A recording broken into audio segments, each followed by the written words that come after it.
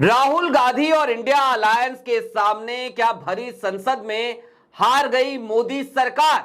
जी हां, आज की तारीख का सच यही है।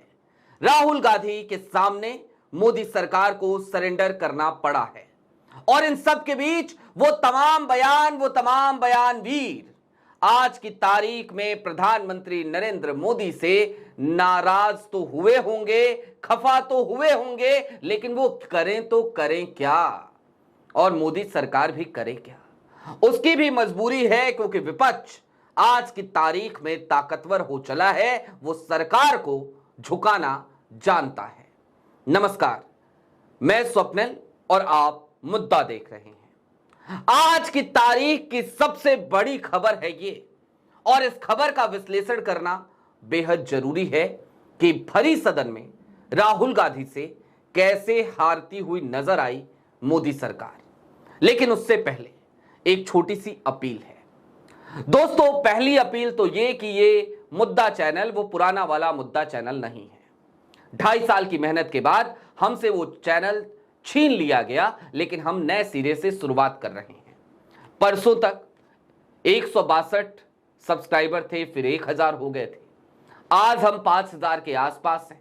धीरे धीरे पहले की तरह ही एक बड़ा परिवार हम बना लेंगे, हमें इस बात की उम्मीद है। लेकिन तब तक के लिए आपसे अपील ये कि यदि आप सक्षम हो तो जिस वक्त पे मुद्दा तमाम तरीके के आर्थिक संकट झेल रहा है, बैंक अकाउंट्स पहले से फ्रीज थे, चैनल भी छीना जा चुका है, ऐसे में यदि आप चाहें तो छोटी छोटी मदद स्क्रीन पर दिख रहे क्यूआर कोड के जरिए मुद्दा की जरूर कीजिएगा। हम तब भी नहीं डरे, तब भी नहीं झुके, चैनल छिन गया तब भी नए सिरे से शुरुआत की। लिहाजा आपसे ये कह सकते हैं और इस बात का वायदा कर सकते हैं कि यहां पर हमेशा ही सत्ता से सवाल जारी रहेगा।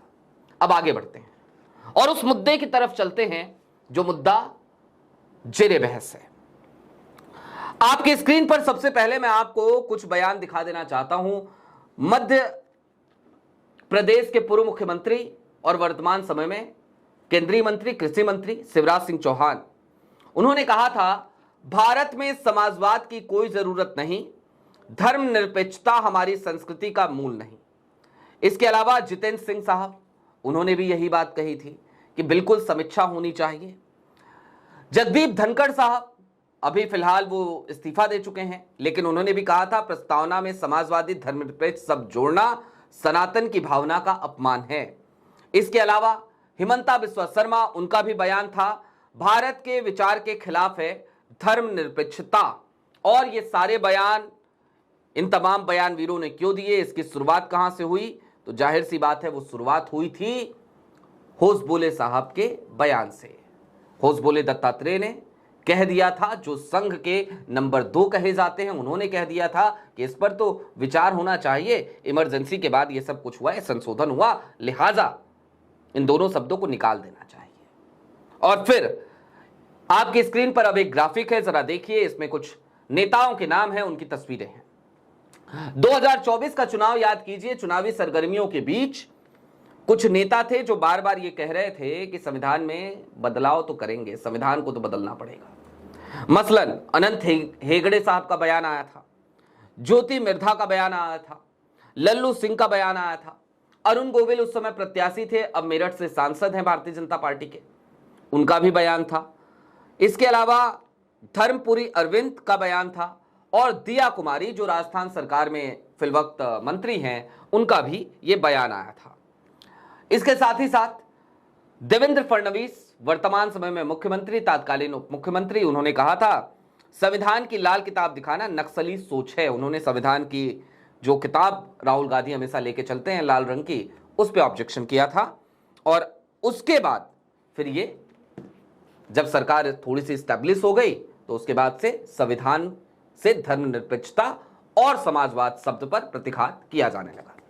अब ये हो गए तमाम बयान, लेकिन अब आज की एक खबर देखिए अपनी स्क्रीन पर। राज्यसभा में सीधे तौर पर सरकार से यह पूछा गया था कि क्या समाजवाद और धर्मनिरपेक्षता, ये दो शब्द हटाना चाहते हैं, हटाएंगे क्या? सरकार की ऐसी कोई मंशा है? कानून मंत्री हैं अर्जुन राम मेघवाल, उन्होंने बयान दिया, उन्होंने लिखित में भी जवाब दिया। उन्होंने कहा ऐसी कोई मंशा सरकार की नहीं है, सरकार इन दो शब्दों को हटाने नहीं जा रही है। अब यहीं से ये सारी खबरें हो गई। अब यहां से इस बात का विश्लेषण करते हैं कि ये हुआ कैसे। दोस्तों, संघ ने मन बना लिया था, भारतीय जनता पार्टी के बड़े बड़े दिग्गज बयान दे रहे थे और इन सब के बीच दरअसल ये टटोलने की कोशिश की जा रही थी। भारतीय जनता पार्टी यूं ही कुछ नहीं करती है, वो एक शगुफा छोड़ती है, उसके बाद टटोलती है कि समाज में, सोसाइटी में चल क्या रहा है। तो टटोलने की कोशिश की जा रही थी कि देखें जरा, देखें कहां तक बवंडर मचता है, तूफान कहां तक उठता है। लेकिन विपक्ष ने, राहुल गांधी ने, अखिलेश यादव ने, तेजस्वी यादव ने, हेमंत सोरेन ने, ममता बनर्जी ने, तमाम नेताओं ने, उद्धव ठाकरे ने, सबने मोर्चा खोल दिया, यहां तक कि केरल के पिनरई विजयन तक ने। और मोर्चा खुला तो फिर ऐसा खुला कि भारतीय जनता पार्टी के पसीने छूट गए। बैकफायर हो गया था यह मुद्दा। समझ नहीं आ रहा था ये हुआ तो हुआ कैसे, क्योंकि 2024 के चुनाव में संविधान को बदलने की बात जब इनके नेताओं ने करी थी तो हश्र ये हुआ था कि भारतीय जनता पार्टी 240 सीटों पर सिमट गई थी।